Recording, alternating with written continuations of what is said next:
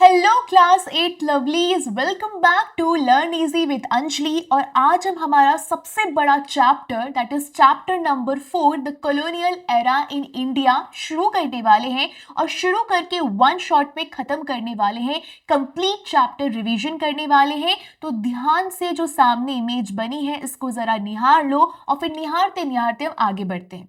देखो, पहली कंडीशन ये है कि आपसे ये चैप्टर ये कहता है कि ये जो इमेज तुमको सामने दिखाई दे रही है ना, इसको अभी निहार लो और निहार के समझने की कोशिश मत करो, इसको हम लास्ट में समझ लेंगे। पर मैं आपको थोड़ी सी हिंट देने की कोशिश करती हूँ। ये एक पेंटिंग है जिसका नाम है the east offering its riches to Britannia. जो ईस्ट वाला एरिया है, यानी कि मैं अगर वर्ल्ड मैप की बात करूं आपके सामने, अगर आपको पता होगा कि ये हमारा एक तरीके का ग्लोब है। ओके, जस्ट इमेजिन ग्लोब है। ओके, ग्लोब में जो ये एरिया है इसको हमने क्या बोल दिया? वेस्ट एरिया बोल दिया। ये हमने ईस्ट एरिया बोल दिया। ईस्ट में हमारा इंडिया आया, इधर हमारा पूरा यूरोप आया। तो अब समझने की कोशिश करना, ये इमेज में क्या हो रहा है। इस इमेज में ये बताया जा रहा है कि जो ईस्ट साइड जो लोग रहते थे, जो ईस्टर्न लोग थे, वो वेस्टर्न को कुछ ऑफर कर रहे हैं, कुछ ऑफर करने की कोशिश कर रहे हैं। ओके, तो इस इमेज को अब हम लास्ट में समझेंगे। बस अभी आप इतना याद रखना इस इमेज में कि ये इमेज ये दर्शाना चाह रही है कि जो इस ग्लोब का, इस दुनिया का जो ईस्टर्न पार्ट है, वो वेस्टर्न पार्ट को कुछ ऑफर करने की कोशिश कर रहा है। ये आप इमेज में यहां पर देख सकते हैं। चलिए, तो कहानी की शुरुआत करते हैं वही हमारे बिग क्वेश्चंस के साथ। और इस बार हमारे पास 4 बिग क्वेश्चन है। पहला, कि यार ये बता दो कि चैप्टर 4 का जो नाम है the colonial era in India, इसमें ये कॉलोनियलिज्म है क्या? दूसरा, कि ऐसा क्या था कि जो यूरोपियन पावर्स इंडिया की तरफ खिंचती हुई चली आई? तीसरा, इंडिया का इकोनॉमिक एंड जियोपॉलिटिकल स्टैंड किया था कॉलोनियल पीरियड के पहले और उस टाइम पे। और चौथा सवाल यहां पर किया जा रहा है कि किस प्रकार से ब्रिटिश कॉलोनियल डोमिनेशन ने इंडिया पर अपनी छाप छोड़ी। तो इन सारे 4 सवालों के जवाब ढूंढने के लिए हमको इतना बड़ा चैप्टर क्या पढ़ना पड़ेगा? तो पढ़ना तो पड़ेगा। और शुरुआत होती है एक कोट से, इंट्रोडक्शन कोट से। चलो मेरे साथ रीड करना। Nearly 2 centuries ago, the early Britons in Bengal and the sister presidencies regarded the land and the people as fair game plunder। ये कहा था विलियम डिग्बी ने 1901 में। तो मैम, सबसे पहले तो आप हमको ये बता दो कि विलियम डिग्बी था कौन? विलियम डिग्बी एक ब्रिटिश राइटर था और एक जर्नलिस्ट था। जर्नलिस्ट को हम क्या बोलते हैं हिंदी में? हम बोलते हैं पत्रकार। ओके, तो ही वॉज डीपली कंसर्न, उसको अंदर से इंडिया के लिए बहुत कंसर्न था कि ब्रिटिश उनको कैसे ट्रीट कर रहे हैं। उन्होंने ओपनली, खुलेआम ब्रिटिशर्स को क्रिटिसाइज किया, उनके रूल को क्रिटिसाइज किया और इंडिया को उन्होंने किस तरीके से लूटा, इंडिया को, वेल्थ को किस तरीके से लूटा, उस बारे में पूरी एक एक बात की उन्होंने चर्चा करी। तो यही कहना चाह रहे थे कि बंगाल में ब्रिटेन से जो ब्रिटेन से लोग आए थे, ब्रिटिशर्स थे, उन्होंने बहुत बुरी तरीके से इंडिया को लूटा। बस इसी के बारे में आज हम पढ़ने वाले हैं कि इंडिया का कॉलोनियल एरा एक्चुअली में कैसा था। अब मैम, यहां पर एक वर्ड का इस्तेमाल किया गया, प्लंडर। प्लंडर का मतलब क्या होता है? देखो, प्लंडर का मतलब होता है कि किसी से कोई चीज छीनने की कोशिश करना फोर्स के साथ। आप मुझसे बोलो कि मैम आप हमको हमारा लैपटॉप दे दो, मैं नहीं देना चाहती और आप लोग फोर्स करने लगो कि बोला ना, देने का मतलब देने का, और मैं कहूंगी मुझे नहीं देना है, you are forcing me to give you. तो आप लोग मुझसे क्या कर रहे हो? बहुत जबरदस्ती छीनने की कोशिश कर रहे हो, लैपटॉप को मुझसे लेने की कोशिश कर रहे हो। तो अर्ली ब्रिटिश ऑफिशियल्स ने क्या क्या लिया इंडिया से? इंडियन लैंड ले ली, रिसोर्सेस ले लिए और वेल्थ ले लिया अपने खुद के बेनिफिट के लिए। उन्होंने इंडिया को एक ऐसी जगह समझा जहां पर वो जल्दी जल्दी पैसे बना सकते थे। उन्होंने ये नहीं देखा कि इस नेशन को हम सर्व कर सकते हैं, उन्होंने देखा कि इसको लूटेंगे, अपनी जगह भिजवाएंगे और हम खुद अमीर हो जाएंगे और इन पे राज करने की कोशिश करेंगे। तो ये था प्लंडर। तो अगर मैं कंपेयर कर लूं अर्ली ब्रिटेन्स को और लेटर ब्रिटॉन्स को, तो जो अर्ली ब्रिटॉन्स थे वो ट्रेडर्स बनकर आए थे, व्यापार करने आए थे, वो बेसिकली ट्रेड करने के लिए आए थे, प्रॉफिट कमाने के लिए आए थे। उन्होंने पैसा लिया और गुड्स लिए, गुड्स मतलब सामान लिए, लेकिन बहुत गलत तरीके से, अनफेयरली। फिर आए लेटर ब्रिटॉन्स जो फिर एडमिनिस्ट्रेटर्स बन गए। अब इस जर्नी को हमको इस चैप्टर में समझना है कि ऐसा क्या हुआ बीच में कि वो ट्रेडर के रूप में आए पर एडमिनिस्ट्रेटर बन गए, ये कैसे पॉसिबल है? क्या इंडियंस ने कुछ किया नहीं, उनके विरोध में कुछ किया नहीं? उन्होंने इंडिया को रूल किया, उन्होंने इंडिया को एक कॉलोनी बनाया और एक्सप्लॉइटेशन करते रहे करते रहे करते रहे, लेकिन बहुत ऑर्गेनाइज्ड वे में। पता ही नहीं चला इंडियंस को कि उनके साथ क्या गलत हुआ, और जब तक पता चला तब तक सब कुछ खत्म हो चुका था। तो so even when they ruled officially, भले ही उन्होंने ऑफिशियली रूल किया, लेकिन वो इंडिया के रिसोर्सेज को खत्म करते रहे थे। वो बेसिकली इंडियंस के बारे में तो बिल्कुल भी नहीं सोच रहे थे। अब यहां पर एक लाइन लिखी है, modern England has been made great by Indian wealth. आज का जो मॉडर्न इंग्लैंड है वो बेसिकली इंडियन वेल्थ की वजह से इतना बड़ा, इतना सुंदर, इतना महान दिखता है। ब्रिटेन की अगर इंडस्ट्रियल ग्रोथ की बात करी जाए तो वो भी इंडिया की वेल्थ की वजह से ही हुआ था। इंडिया से कॉटन, इंडिया के मसाले, इंडिया का इंडिगो, इंडिया के टैक्सेस ने ही ब्रिटेन की प्रॉस्पेरिटी को फंड किया था। जो आज वो इतना सुंदर दिख रहा है, सबके पीछे इंडिया था। ब्रिटिश ने इंडिया के मनी का इस्तेमाल किया अपनी इंडस्ट्रीज को बनाने में, अपने शहरों को बनाने में, अपने एम्पायर को बनाने में। तो इसका मतलब क्या निकला? इंग्लैंड की जो महानता है वो बेसिकली इंडिया की पॉवर्टी के ऊपर थी। इंडिया को उन्होंने गरीब करते गए करते गए करते गए और खुद को अमीर बनाते गए बनाते गए बनाते गए। तो इस कोट से आप क्या सीखें कि ब्रिटिश इंडिया की मदद करने के लिए नहीं आए थे, वो उनका पूरा वेल्थ लूटने के लिए आए थे। अर्ली एंड लेटर रूलर्स सबने ही इंडियन पीपल को एक्सप्लॉइट किया। इंडिया के रिसोर्स ने आज इंग्लैंड को इतना रिच बनाया रखा है, ना कि इंडियंस ने।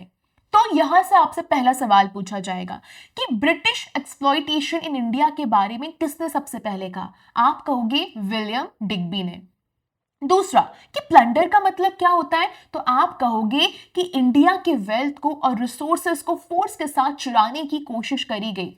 How did India help make England great? England को इतना महान बनाने में इंडिया ने क्या मदद करी? दो वेल्थ और रिसोर्सेस जो इंडिया से लेके गए, उसने वहां पर इंग्लैंड को महान बनाने की पूरी कोशिश करी। उन्होंने इंडिया के जितने पैसे थे, जितनी वेल्थ थी, उसे अपने देश में लगाया और बड़ी बड़ी बिल्डिंगें बनाई, इनफैक्ट इंडस्ट्रीज बनाई। The British came to India for profit, progress के लिए कभी नहीं आए थे। इंडिया की प्रोग्रेस के लिए तो कभी नहीं आए थे। इंडिया का लैंड, इंडिया के लोग, वो ब्रिटिश गेन के लिए एक्सप्लॉइट करते गए करते गए करते गए। और जो विलियम डिग्बी का कोट है, ये पावरफुल रिमाइंडर है हमारे लिए कि कॉलोनियल एरा में कितना बड़ा इनजस्टिस हमारे साथ हो रहा था। चलिए अब इस टाइमलाइन को बहुत अच्छे से याद कर लेना। शुरुआत करेंगे हम 1498 के टाइम पीरियड से। 1498 में एक वास्को डी गामा नाम का व्यक्ति आता है कैलिकट, यानी कि आज के कोझिकोड में। ओके, इसकी एंट्री होती है, इसकी एंट्री के साथ एंट्री होती है पोर्तुगीज की। अगर आपको लगता है कि ब्रिटिशर्स पहले थे जो इंडिया में, पहले यूरोपियंस थे जो इंडिया में आए थे, तो ऐसा नहीं है। सबसे पहले पोर्तुगीज आए थे। इसके बाद 1560 में एस्टैब्लिशमेंट हुआ इंक्विजिशन एट गोवा। मैम, ये इंक्विजिशन क्या होता है? इंक्विजिशन का मतलब है कि गोवा में उस टाइम पर एक ऐसा पीरियड आ गया था जहां पर क्रिश्चियनिटी को फॉलो किया जा रहा था और जहां पर कन्वर्जन शुरू हो गया था, रिलीजन फोर्स करने लगे थे पोर्तुगीज। तो वहां पर चर्च के रूल्स अगर आप नहीं मानते हो तो आपको पनिश किया जाता था। अब ऐसा नहीं है कि सिर्फ हिंदूज को या मुस्लिम्स को किया जा रहा है, सबको। अगर आप क्रिश्चियन हो तब भी नहीं मान रहे हो तो भी आपको खुलेआम पनिश किया जा रहा है, इनफैक्ट डेथ तक हो जाती थी। देन आया 1612 से 1690 का period. English east India company ने स्टैब्लिश किया ट्रेडिंग पोस्ट, व्यापार करने के लिए एक जगह बनाई सूरत में, मद्रास में, बॉम्बे में और कलकत्ता में। तो आप इमेजिन कर सकते हो, यहां पर हम कोशिश करते हैं अपने इंडिया का स्मॉल मैप बनाने की, ठीक है, रफ मैप है ये। ओके, तो कहां बनाया? सूरत में बनाया, यानी कि वेस्ट में पहुंच गए वो लोग। इसके बाद मद्रास में बनाया, यानी कि साउथ में तो थे ही। ओके, इसके अलावा बॉम्बे, सूरत के थोड़ा ही पास, एंड देन कलकत्ता, यानी कि ईस्ट में बनाया। ओके, तो ये आपको टाइमलाइन याद रखनी ही पड़ेगी। अब आगे बढ़ते हैं। प्रीवियस चैप्टर में हमने देखा था कि Marathas considerably weaken the Mughal empire. Marathas ने मुगलों को कमजोर तो किया था before they themselves succumb to the British forces early in the 19th century. वो ब्रिटिशर्स के सामने सकम्ब हो गए थे, खत्म हो गए थे, बहुत सारे युद्धों में दिक्कत हुई थी, लेकिन फिर भी उन्होंने मुगल एम्पायर के घुटने टेक दिए थे। And yet, military campaigns were only one factor in India becoming the jewel in the crown of the British Empire, indeed the empire's largest colony. कहने का मतलब ये है कि मुगल्स कहीं ना कहीं हार गए थे, मुगल्स कहीं ना कहीं नीचे रह गए थे, लेकिन अभी भी ब्रिटिशर्स को हराने में या फिर ब्रिटिशर्स को पीछे करने में थोड़ी बहुत कहीं ना कहीं कुछ ना कुछ दिक्कतें निकल कर आ रही थी। अब हम आगे बढ़ते हैं और इस जो पैराग्राफ लिखा है इसको बहुत अच्छे से आगे समझने की कोशिश करते हैं। एक एज आई कॉलोनियलिज्म की, ठीक है, चैप्टर का नाम क्या है, तो कॉलोनियल एरा इन इंडिया। तो इसका इंट्रोडक्शन समझने की कोशिश करो। हम इंडिया की स्टोरी समझने से पहले यह समझ लेते हैं कि कॉलोनियलिज्म का मतलब क्या होता है। What does it mean? देखो, इसको आप डिफाइन कैसे करोगे? जब एक कंट्री दूसरी कंट्री का कंट्रोल ले लेती है या फिर दूसरे रीजन का कंट्रोल ले लेती है और जब वहां पर अपने सेटलमेंट्स बना देती है, रहने का पूरा अपना एकदम जुगाड़ कर लेती है, अपना पूरा बिजनेस जुगाड़ कर लेती है, पॉलिटिकल, इकोनॉमिक और कल्चरल सिस्टम अब उनके लोगों पर फोर्स करती है कि तुमको हमारी बात माननी पड़ेगी। इन शॉर्ट, कंट्रोल करना किसी और जगह, इन शॉर्ट अपनी पावर को दिखाना किसी और जगह और एक्सप्लॉइटेशन करना बेचारे वहां के लोगों का, दैट इज कॉलोनियलिज्म। ओके, चलिए अब अगेन फिर एक और हमारी टाइमलाइन आ गई। मैम हिस्ट्री में कितनी टाइमलाइन होती है, बट याद करनी पड़ेगी। तो 1674 की बात करते हैं। 1674 में फ्रेंच ईस्ट इंडिया कंपनी ने अपना ट्रेडिंग पोस्ट, अपनी व्यापार वाली जगह बनाई पौंडीचेरी में। फिर आया 1741 जहां पर बैटल ऑफ कोलोचिल हुआ, जहां पर डच लोग हार गए। ओके, किससे हारे, कैसे हारे, हम आगे देखेंगे।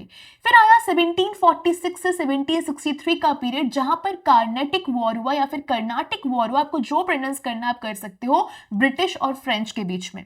इसके बाद आया 1770 से 1772 का पीरियड जहां पर बंगाल में बहुत बड़ा फेमाइन आया था, बहुत बड़ा सूखा पड़ा था, बहुत बड़ी भूखमरी आई थी।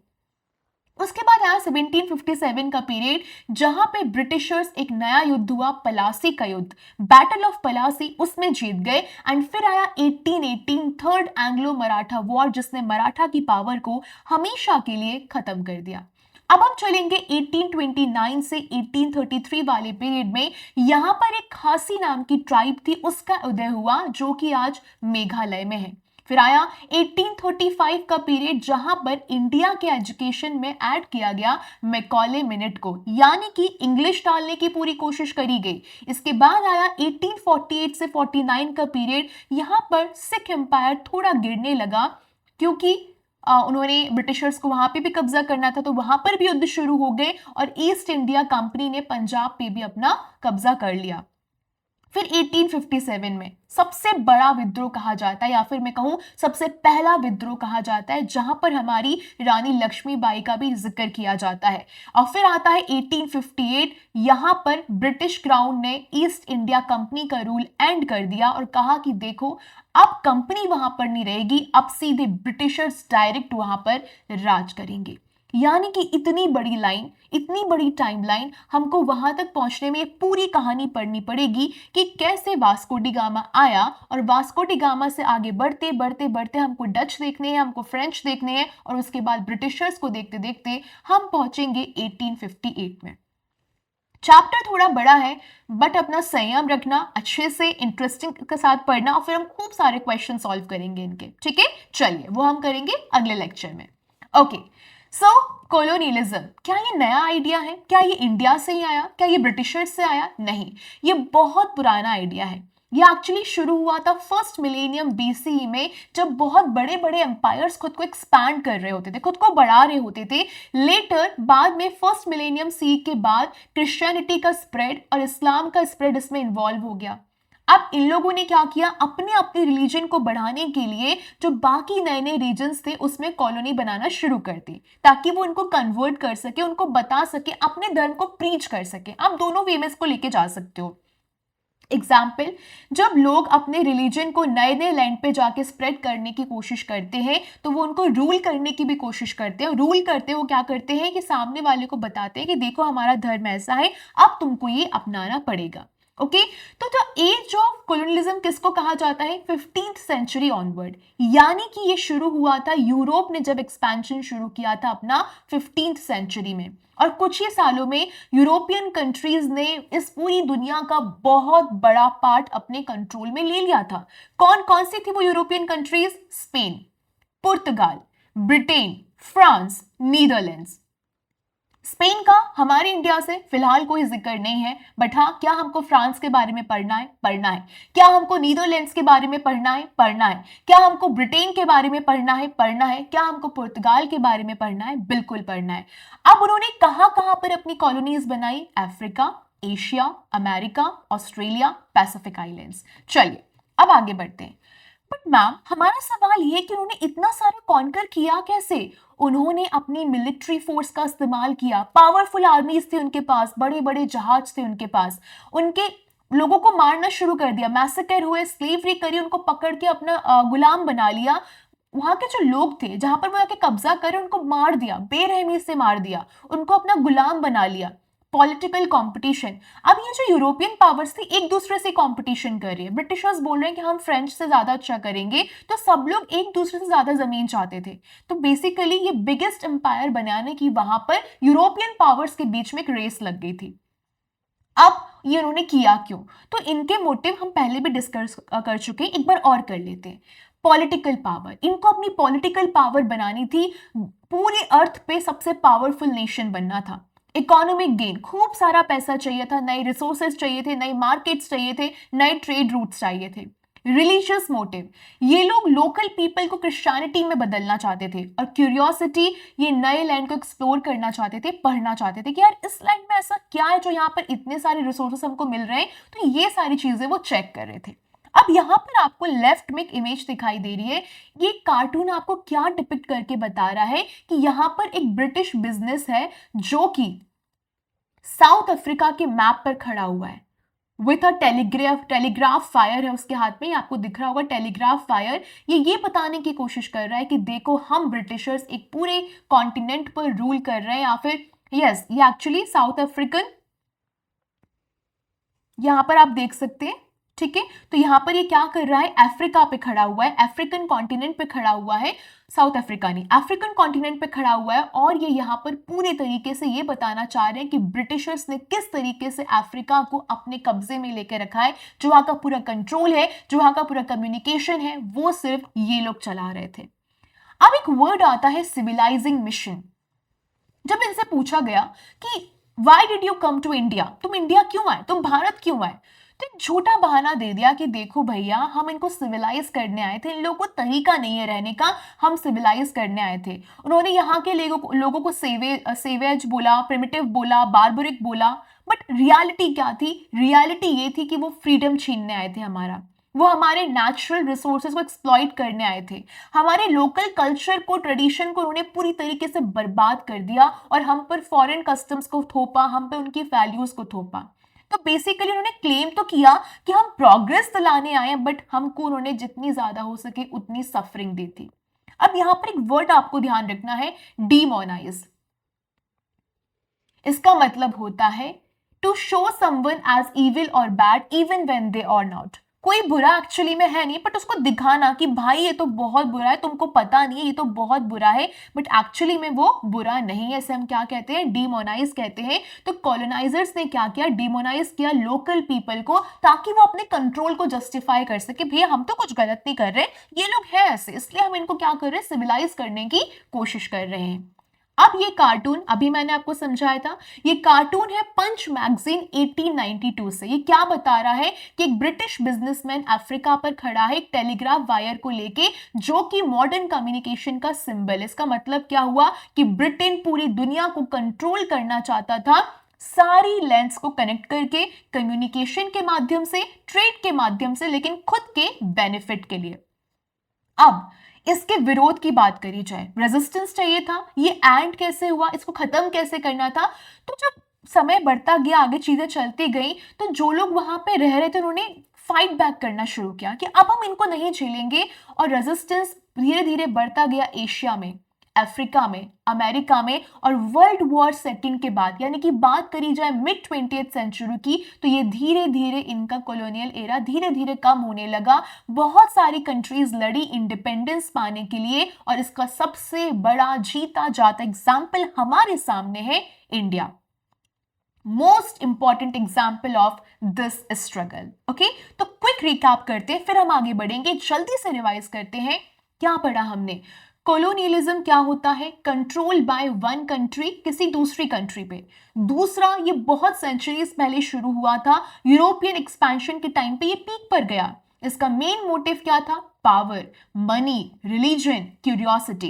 रिजल्ट क्या निकला? एक्सप्लॉइटेशन किया सामने वाली कंट्री का बहुत ज्यादा, फ्रीडम का लॉस हो गया, डिस्ट्रक्शन ऑफ कल्चर कर दिया, और धीरे धीरे ये वर्ल्ड वॉर सेकेंड के टाइम के बाद धीरे धीरे ग्रेजुअली ये एंड होने लगा। ठीक है, चलो क्या सवाल बन सकता है कि मैम वो हमसे ये पूछ सकता है कि इतनी देर से ये जो वर्ड आप बोल रहे हो इतना कॉम्प्लिकेटेड, कोलोनियलिज्म, इसका मतलब क्या होता है? प्रैक्टिस करना एक कंट्री के द्वारा ताकि वो दूसरे रीजन को कंट्रोल कर सके पॉलिटिकली, इकोनॉमिकली एंड कल्चरली। आपको 3 यूरोपियन कोलोनियल पावर्स का एग्जाम्पल देना है, Britain, France, Portugal. What excuse did colonizers use to justify their rule? उन्होंने अपने रूल को जस्टिफाई करने के लिए क्या एक्सक्यूज दिया? The civilizing mission. When did colonialism begin to decline? कब ये धीरे धीरे डिक्लाइन होना शुरू हुआ? वर्ल्ड वॉर सेकेंड के बाद, in the mid 20th century. Okay, चलिए अब शुरुआत होती है एक नई कहानी की, that is Europeans in India.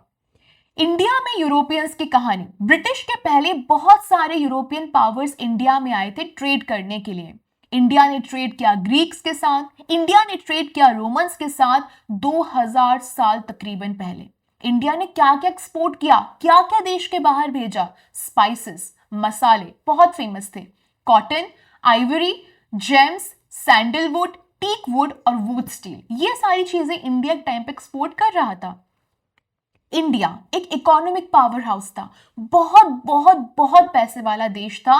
According to economist Angus Maddison, India ने वर्ल्ड की जीडीपी में अपना 1/4 कंट्रीब्यूशन दिया था। चाइना के साथ साथ इंडिया वर्ल्ड का दूसरा लार्जेस्ट इकोनॉमी था। इंडिया अपने स्ट्रॉन्ग मैन्युफैक्चरिंग के लिए जाना जाता था, उसके पास बहुत सारी क्रॉप्स थी, diverse agriculture, busy trade networks, inside भी आउटसाइड भी इंडिया। और यही ग्रेट वेल्थ धीरे धीरे धीरे इंडिया को एक टारगेट बनाकर ले आई यूरोपियन कॉलोनियल पावर्स का।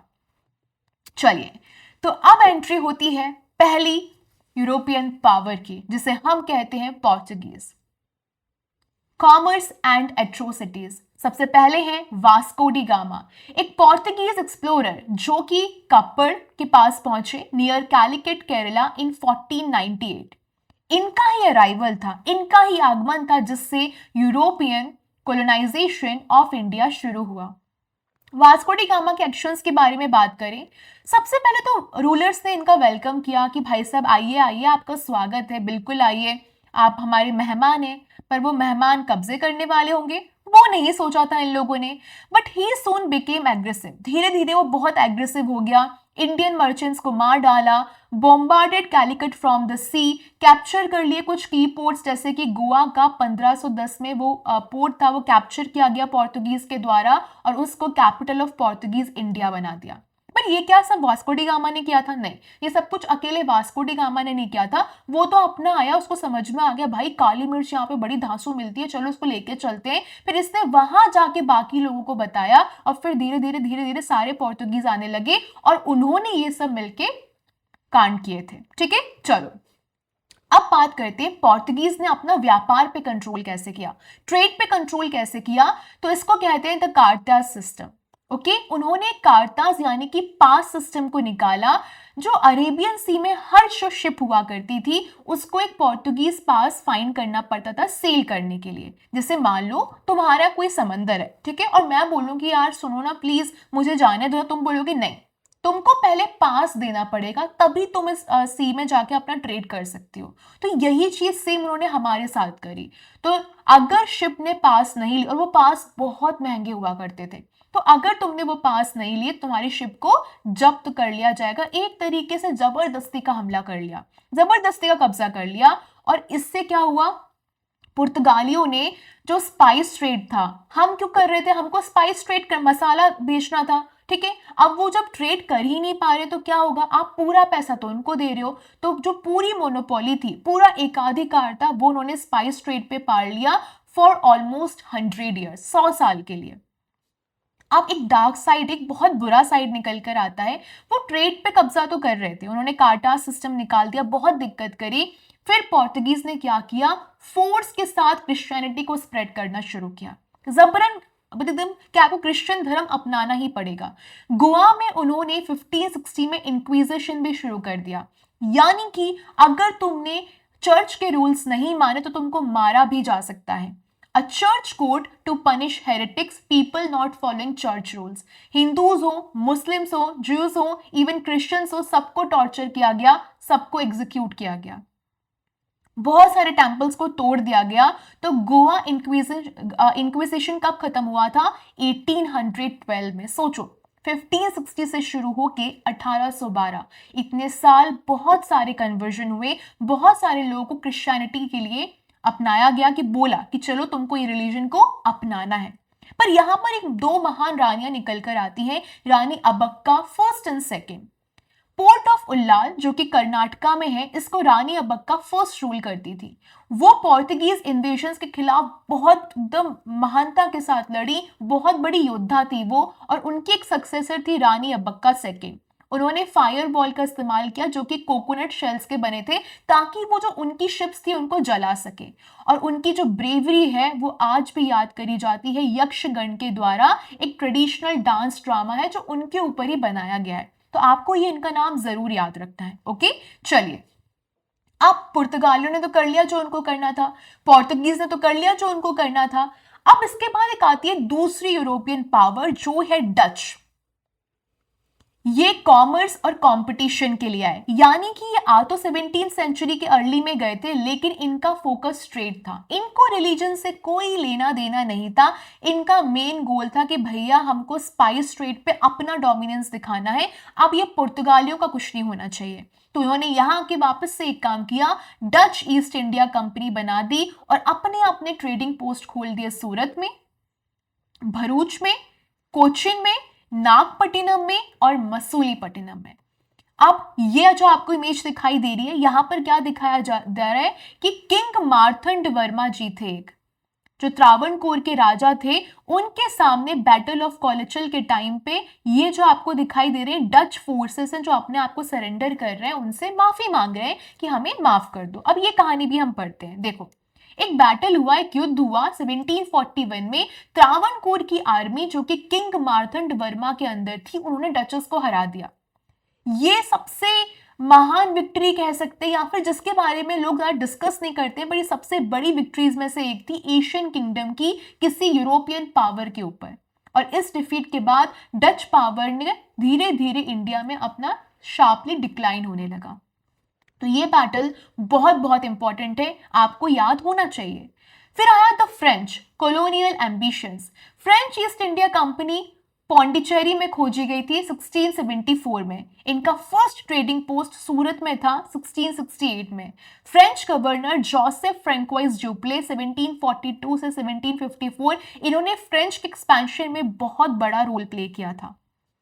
अब ड्यूप्ले की स्ट्रैटेजी क्या थी, ड्यूप्ले ने इंडियन सोल्जर्स को यूरोपियन स्टाइल में ट्रेन किया, जिसको उन्होंने सिपॉय कहा। उसने इनडायरेक्ट रूल किया, यानी कि उसने सोचा कि देखो भाई, अगर मैं डायरेक्ट हमला करूंगा, डायरेक्ट कुछ करूंगा, तो ये लोग ना सहम जाएंगे और ये लोग समझ जाएंगे कि मैं हमला करने आऊं। तो उसने क्या किया, उसने लोकल रूलर से दोस्ती करना शुरू कर दी कि चल भाई तू तो मेरा यार है, और ऐसे यार करते करते करते उसने बाकी लोगों पे हक जमाना शुरू कर दिया, इनडायरेक्ट कंट्रोल करना शुरू कर दिया। और फिर उसने पॉलिटिकल डिस्प्यूट्स के माध्यम से अलायंसेस बनाना शुरू कर दिए, और यही सेम स्ट्रेटेजी बाद में ब्रिटिशर्स ने कॉपी करी थी। समझना, जैसे मैं हूं, मेरा भाई है, ठीक है। अब मेरे पापा ये चाहते हैं कि इन दोनों में बातचीत नहीं हो रही है, कुछ नहीं हो रहा है, तो मैं इसको इसके खिलाफ कुछ बोल दूं, उसको उसके खिलाफ कुछ बोल दूं।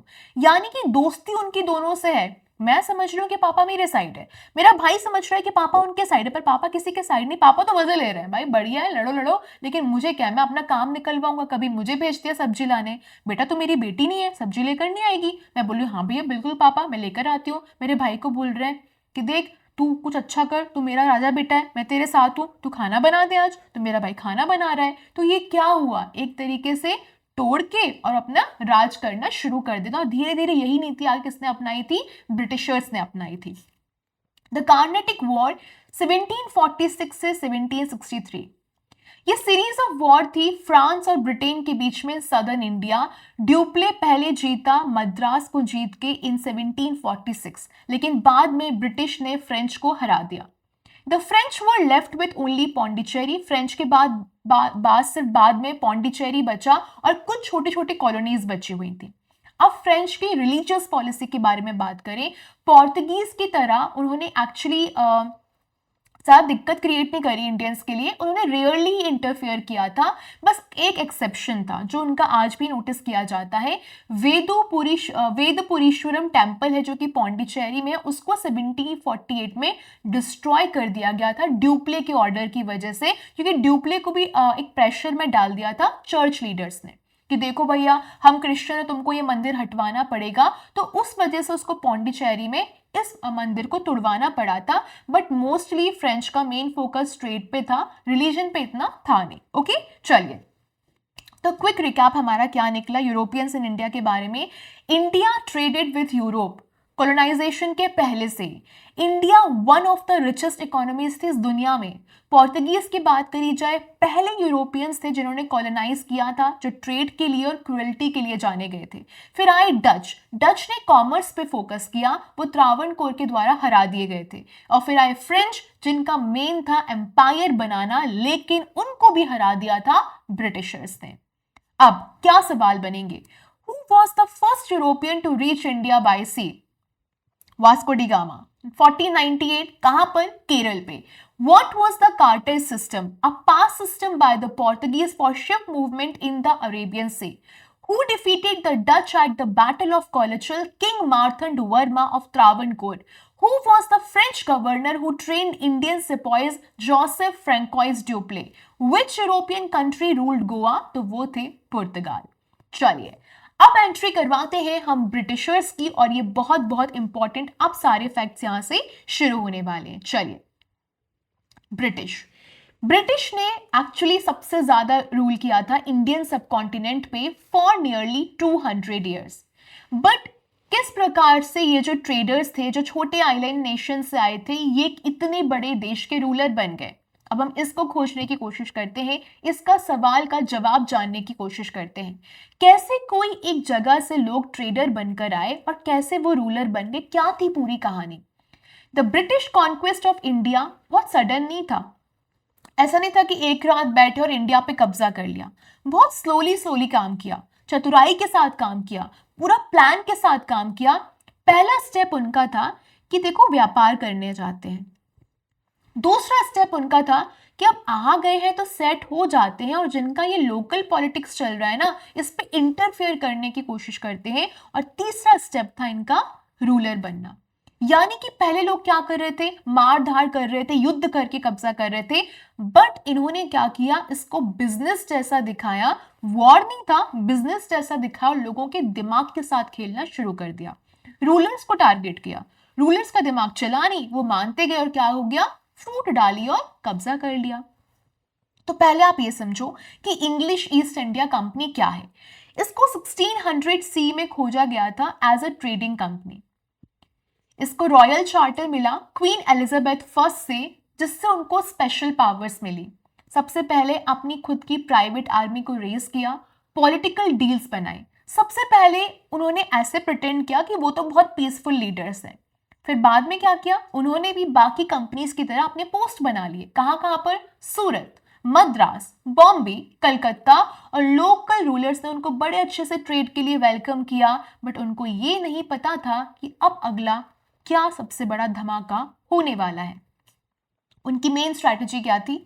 Divide and rule strategy. उनको पावर चाहिए तो उन्होंने क्या किया? एक स्मार्ट लेकिन डेंजरस पॉलिसी को अपनाया, डिवाइड एंड रूल। उन्होंने क्या किया? कुछ इंडियन रूलर्स को सपोर्ट किया, उनके विद्रोही मतलब जो उनके खिलाफ थे उनके, जैसे कि मान लो again I am giving an example कि मैं और मेरा कोई दोस्त है जो लड़ चुके हैं, बट बीच में कोई आए और मेरा सपोर्ट करने लगे और मुझे और भड़काने लगे।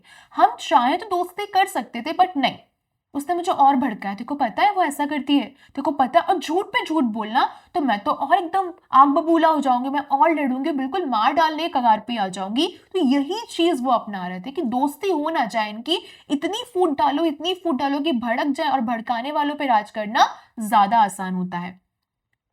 उन्होंने सक्सेशन डिस्प्यूट्स का पूरा सहारा लिया कि भैया तुम्हारे पापा की लड़ाई थी, तुम्हारी भी लड़ाई होनी चाहिए, तुम्हारे बेटे की भी लड़ाई होनी चाहिए। इस तरीके से वो लोगों को भड़काते थे।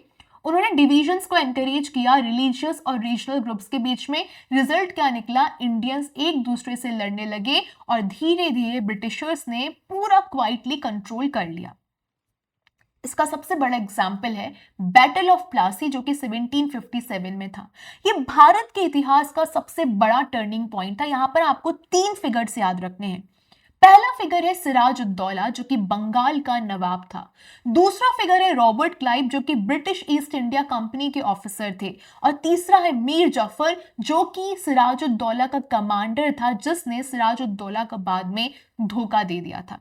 बट मैम प्लासी में हुआ क्या था? ब्रिटिश ने प्रॉमिस किया था मीर जाफर को कि भैया तुझे हम नवाब बनाएंगे अगर तूने हमारी मदद करी। अब पलाशी के टाइम पे, जो कि कोलकाता के पास है, मीर जाफर की जो ट्रूप थी, जो उनका मेन कमांडर था, वो लड़ाई नहीं, उसने मना कर दिया, मैं नहीं लड़ूंगा, पीछे हट गया।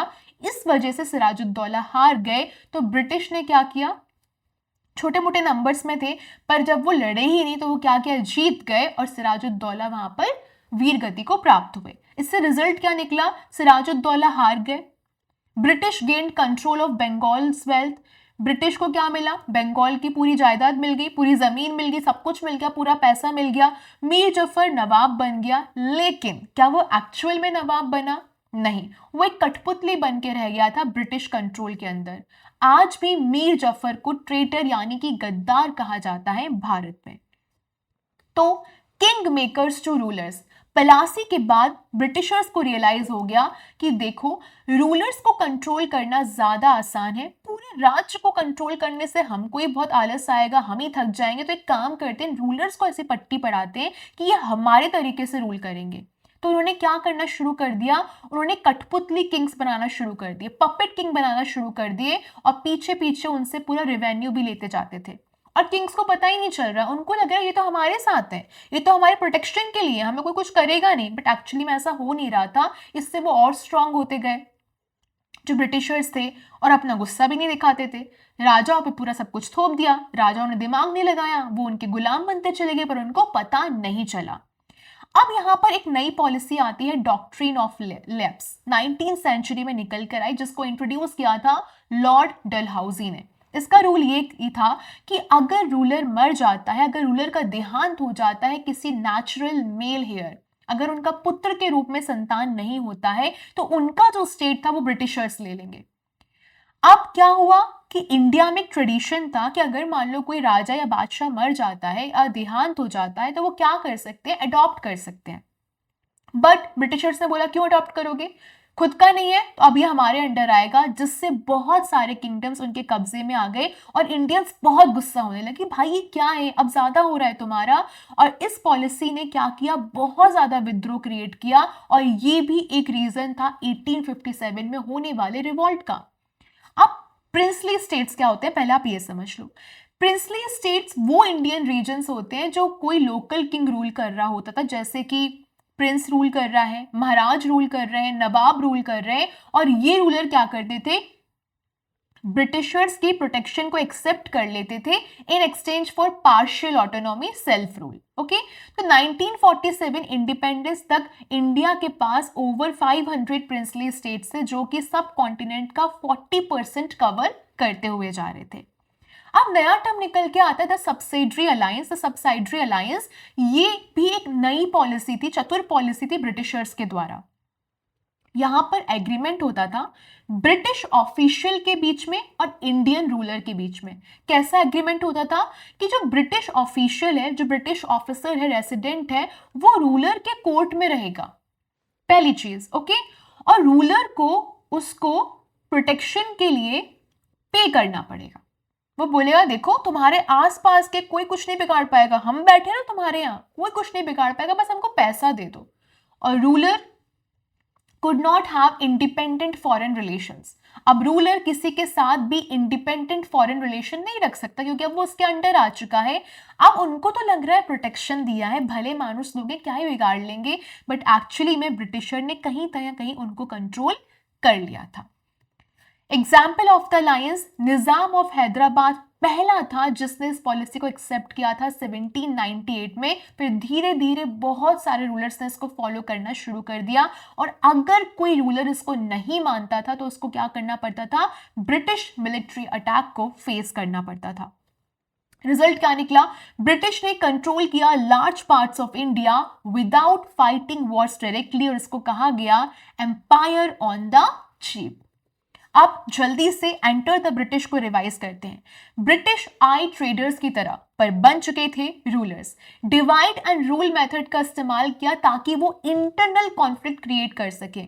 बैटल ऑफ पलासी को जीता 1757 में, उनकी पहली बड़ी विक्ट्री थी। डॉक्ट्रिन ऑफ लेब्स का इस्तेमाल किया, सब्सिडरी अलायंस का इस्तेमाल किया ताकि वो अपने एम्पायर को एक्सपैंड कर सके, और उन्होंने इंडिया को कंट्रोल किया पॉलिटिकल ट्रिक्स के माध्यम से, सिर्फ वॉर्स के माध्यम से नहीं। ओके, चलिए क्या सवाल बनेंगे। What was the main goal of the British East India company at first, to trade and make profit in India. Second question, who led the British in the battle of Plassey, Robert Clive. Third, what was the doctrine of lapse, policy to annex states with no natural male heir. Fourth, what was the subsidiary alliance, a system forcing Indian rulers to keep British troops and follow British advice. Who was the first ruler to accept the subsidiary alliance? The Nizam of Hyderabad, 1798. चलिए, paradise to hello यानी कि स्वर्ग से नर्क तक का सफर। जब पलासी में वो लोग 1757 में जीत गए तो ईस्ट इंडिया कंपनी ने अब धीरे धीरे टैक्सेस लेना शुरू कर दिए, बंगाल से, बिहार से और उड़ीसा से, जो उस टाइम पे भारत के सबसे रिचेस्ट पार्ट हुआ करते थे। रॉबर्ट क्लाइव ने बंगाल को the paradise of the earth कहा था, यानी कि इस अर्थ का स्वर्ग था वो, पर वो पैराडाइज धीरे धीरे नरक में बदल गया। कैसे बदला, चलो इस कहानी को देखते हैं। डिजास्टर की शुरुआत हुई, कंपनी ने फार्मर्स पे बहुत ज्यादा हाई कैश टैक्सेस लगा दिए कि हमको खूब सारा टैक्स चाहिए, तुम्हें जितना फायदा होगा उतना हमको भी होना चाहिए। भले ही वहां पर सूखा पड़ रहा है, भले उनकी फसलें नहीं हो रही है, पर तब भी उनको भारी मात्रा में टैक्सेस चाहिए होते थे। उन्होंने सिर्फ प्रॉफिट के बारे में सोचा, लोगों के बारे में नहीं सोचा, जिस वजह से वहां पर भूखमरी आ गई, लोग मरने लगे, सूखा पड़ गया, भूखमरी हो रही है, लोगों को खाना नहीं मिल रहा है, जिसे कहा जाता है ग्रेट बंगाल ऑफ फेमाइन। 1770 से 1772 के बीच में पड़ा। रिजल्ट क्या निकला, बंगाल की 1/3 पॉपुलेशन यानी कि अराउंड 10 मिलियन लोग वहां पर खत्म हो गए। खत्म मतलब मृत्यु को पा गए, और विलेजेस खाली हो गए, लैंड पूरी खाली पड़ गई, सब जमीन खाली पड़ गई। ब्रिटिश ऑफिशियल ने इसको किस प्रकार से डिस्क्राइब किया था, कुछ ब्रिटिशर्स ने इसको कंडेम भी किया कि भाई ये कितना गलत कर रहे हो, इतने भी कितने लालची हो चुके हो। W हंटर ने लिखा था, फार्मर्स ने अपने कैटल को बेच दिया, अपने टूल्स को बेच दिया, अपने बच्चों को बेच दिया, उन्होंने घास खाई, उन्होंने पत्ते खाए, डेड बॉडीज से सिटी पूरी भर चुकी थी। ब्रिटिश ने लैंड टैक्स को तब भी बढ़ाया, even while millions were dying. Famines under British rule, अब ब्रिटिश रूल के अंदर अगर सूखे की बात करी जाती है, फिर भूखमरी की बात करी जाती है, तो क्या सिर्फ एक ही बार आया था, नहीं। These tragedies didn't stop, famine regular हो गया था ब्रिटिश रूल के टाइम पे। एग्जाम्पल जैसे कि द ग्रेट फेमाइन 1876 से 1878 के टाइम पे ये पड़ा था। ये हुआ था डेक्कन प्लेट्यू में सबसे ज्यादा, वहां पर 8 मिलियन के आसपास भारतीय मरे थे। Even then grain was being exported to Britain, इसके बाद भी ऐसा नहीं कि वो लोग रुक जाए, तब भी वो जितना भी ग्रेन वहां पे वो फार्मर्स उगा रहे थे वो अपना ब्रिटेन जाकर देकर आ रहे थे। कौन? ब्रिटिशर्स देकर आ रहे थे। उनको भारत की जनता की कोई परवाह नहीं थी। Around 1 million ton of rice per year India से बाहर जाता था और लोग यहाँ पर इंडिया की जमीन पर भूखे मर रहे थे। एक सवाल आता है, फ्री मार्केट या फिर फ्री मिजरी? ब्रिटिश ने एक पॉलिसी को फॉलो किया था, फ्री मार्केट। इसका मतलब ये था कि गवर्नमेंट कभी भी फूड की प्राइसेस को कंट्रोल नहीं करेगी, भले सूखा पड़ा हो या ना पड़ा हो। Lord Lytton the viceroy said कि भैया हमको फूड प्राइस के साथ कोई कॉम्प्रोमाइज नहीं करना, हमें फर्क नहीं पड़ता सूखा पड़ रहा है नहीं पड़ रहा है, तो लोग मर रहे हैं, आप चाहते तो खाना वाना सब सस्ता करके उनको दे सकते थे, पर उन्होंने कुछ भी नहीं किया। गवर्नमेंट ने कुछ भी नहीं किया था प्राइस के साथ। ओके, अब एक बहुत बहुत दुखद चीज है कि जब यहाँ पर लोग खत्म हो रहे थे, जब लोग सूखे से भूखेपने से मर रहे थे, उसी टाइम पे 1876 में फेमाइन जब मिलियंस के लोगों को मार रहा था, लॉर्ड लिटन ने ग्रैंड दिल्ली दरबार हेल्ड किया था, जिसमें उन्होंने 68,000 ऑफिशियल्स और कुछ प्रिंसेस के लिए खाना रखा था। यानी कि रिच के लिए खाना है, पर पुअर भूख से खत्म हो रहे थे। कोई फर्क नहीं पड़ रहा है, ना यहाँ के राजाओं को फर्क पड़ रहा है, ना ब्रिटिशर्स को फर्क पड़ रहा है। इतनी बुरी हालत हो गई थी। अगर मैं बात करूं सफरिंग लेवल क्या था, तो हिस्टोरियंस ये कहते हैं कि 50 से 100 मिलियन लोग सिर्फ ब्रिटिश रूल के टाइम पे मरे थे, भूखमरी से, सूखे से। और ये आप ये मान के चलते हो जितनी डेथ वर्ल्ड वॉर सेकेंड में हुई थी, ऑलमोस्ट उतना ही था। इवन एनिमल्स हो, जैसे कैटल हो गया, ऑक्सन हो गया, हॉर्सेस हो गए, ये भी ह्यूज नंबर्स में खत्म हो गए थे। फेमाइन रिलीफ कैंप्स, कुछ फेमाइन कैंप्स ओपन किए गए थे, बट वो भी बहुत बैडली सप्लाइड थे। वहां पर ऐसा कुछ व्यवस्था नहीं थी, ऑर्गेनाइज कोई अच्छा नहीं था। ऑफिशियल्स ये कहते हैं कि if the poor get food in famine they will demand it always. मतलब उन्होंने यहां तक कह दिया था कि भैया अगर गरीबों को अभी खाना दे देंगे तो वो तो हमेशा डिमांड करेंगे कि भैया आज भी खाना दे दो। उनकी सोच कितनी ज्यादा गिरी हुई थी। Such heartless logic made Indian poorer than even before. मतलब उन्होंने ये तक उनकी हालत कर दी थी कि भैया तुम मरना चाहो तो मर जाओ, लेकिन हम तुमको खाना नहीं देंगे। India sinks into poverty. Famines had happened before British rule too, but never on this massive rule. Famines उसके पहले भी हुए थे, बट इस बार जो हो रहा था वो बहुत गलत हो रहा था, बहुत बड़े लेवल पे हो रहा था। और कॉलोनियल रूल में इंडिया की विलेज इकोनॉमी पूरी तरीके से खत्म हो गई, कंट्री साइड पूरी तरीके से गरीबी में जा चुके थे, और जिससे वो आज तक भी रिकवर नहीं कर पाए हैं। एक थ्योरी आती है, the drain of India's wealth. जब इंडियन स्टाफ कर रहे थे तो ब्रिटिश वहां पर ग्रू कर रहा था। एक यूएस हिस्टोरियन है ब्रूक्स एडम्स, जिन्होंने 1895 में कहा था, आप इनकी तस्वीर देख सकते हो ब्रूक एडम्स की, कि प्लासी के बाद बंगाल का जो प्लंडर था, बंगाल से जो लूटा हुआ धन था, वो लंदन पहुंचा और वहां से इंडस्ट्रियल रिवॉल्यूशन शुरू हो गया था। तो बेसिकली जो ब्रिटेन की फैक्ट्रीज हैं, इंडस्ट्रीज हैं, वो इंडिया के चुराए हुए मनी पर बनी हुई थी। आप यहाँ पर 3 तस्वीरें और देख सकते हैं। जो सेकंड नंबर पे है वो है विलियम डिग्बी, जिनका पहला कोट हमने पढ़ा था। फिर है दादा भाई नावरोजी, इनके बारे में आगे पढ़ेंगे, और आरसी दत्त, इनके बारे में भी हम आगे पढ़ेंगे। ओके, चलिए अब ड्रेन काम कैसे किया। जो ब्रिटिशर्स थे वो पैसे को बहुत सारे तरीके से लेकर गए थे। High land taxes, Indian goods को एक्सपोर्ट करना चीप रेट्स में, इंडिया फोर्स करना ताकि वो ब्रिटिशर्स को वॉर्स के लिए पे कर सके, रेलवेज के लिए पे कर सके, प्रॉफिट को इंडियन ट्रेड से उनको प्रॉफिट हुआ था उसको वो इंग्लैंड भेजते थे। तो इंडिया की जो मनी थी बेसिकली उसने ही पूरी ब्रिटिश की प्रॉस्पेरिटी को बनाया था। अब ड्रेन के खिलाफ कुछ लोगों ने वोट भी किया था। इंडियन थिंकर्स थे जिन्होंने कुछ बातें लिखी थी इसके बारे में, जैसे कि दादा भाई नावरोजी ने लिखा था, एक किताब लिखी थी, poverty and un British rule in India. RC Dutt ने लिखा था इकोनॉमिक हिस्ट्री ऑफ इंडिया। दोनों ने ब्रिटिश गवर्नमेंट डेटा का इस्तेमाल किया था ये बताने के लिए कि कितने बुरी तरीके से उन्होंने भारत को लूटा है, और नावरोजी ने उसको अन ब्रिटिश इसलिए कहा था क्योंकि ब्रिटिश कहते तो ये थे कि भैया हम तो बहुत फेयर है, लेकिन वो एक्चुअली में अनजस्टिस कर रहे थे और इमोरल तरीके से अपना रूल कर रहे थे। बट सवाल ये है कि मैम उन्होंने कितना वेल्थ ड्रेन किया था, कितना हमको लूटा था। तो रीसेंट रिसर्च ये बताती है इकोनॉमिस्ट उत्साह पटनायक के द्वारा कि 1765 और 1938 के बीच में इंडिया ने लॉस किए थे $45 ट्रिलियन। आज की वैल्यू है उनकी that's 13 times Britain's GDP in 2023। Imagine करो अगर वो मनी आज इंडिया में होती, India would have been a rich and powerful nation at independence. तो फ्रॉम पैराडाइज टू हेल का क्या क्विक रिकैप है। बंगाल जो एक बार अर्थ का पैराडाइज था वो लैंड ऑफ फेमाइन बन गया। ब्रिटिश पॉलिसीज ने मिलियंस को मारा लालच के कारण, नेग्लेक्ट होने के कारण। इंडिया का वेल्थ ड्रेन कर लिया गया ताकि ब्रिटेन की प्रोग्रेस के लिए आप फंड कर सको। रिफॉर्मर्स आए निकल के कुछ, नाउरोजी, दत्त जी, जिन्होंने इनजस्टिस को एक्सपोज किया और रिजल्ट क्या निकला, इंडिया पुअर हो गया, हंग्री हो गया और एक्सप्लॉइटेड हो गया। तो यहां से क्या सवाल बनेंगे, What caused the Great Bengal famine in 1770? High British taxes plus crop failure, which is equal to famine and death of millions. Who was Lord Lytton? British Viceroy during the 1876-78 famine who refused to control food prices. Third, what did Dadabhai Nauroji mean by un-British rule? British rule unjust था, cruel था, against their own values of fairness. How much wealth was drained from India 1765 से 1938 के बीच में? Around $45 trillion modern value. What was the link between India's plunder and Britain's industrial revolution? Britain का industrial growth was partly funded by Indian wealth.